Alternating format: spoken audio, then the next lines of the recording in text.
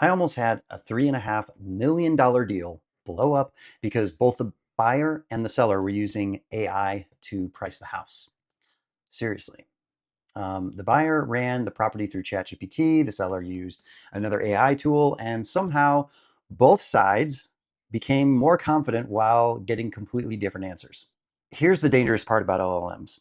ChatGPT, Claude, Gemini, Perplexity, whatever you use, their main job is to give you a coherent, convincing answer.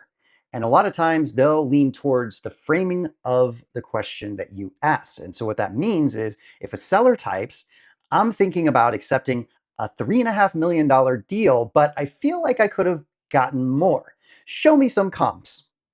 Guess what happens? The AI starts building a case for why the house might be worth more. And if a buyer, on the other hand, types, I think this house is overpriced, show me why, now suddenly it's building the opposite argument.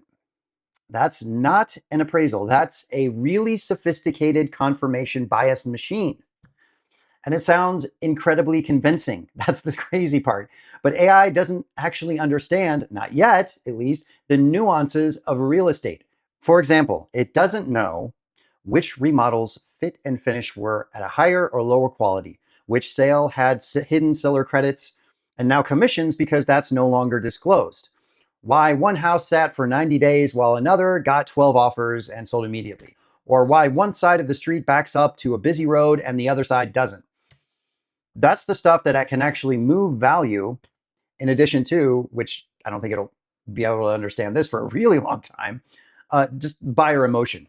So I ended up saving the deal by walking both sides through the real comps, the actual buyer psychology in that micro market, and what was really happening on the ground. And I'm not the only one. Even Ryan Serhant talked a few months ago about AI creating confusion in negotiations. Well, his price point was considerably higher, but it created confusion because both sides were treating these LLMs, these large language models, like licensed appraisers. And I get it. AI is an amazing tool. I use it every day.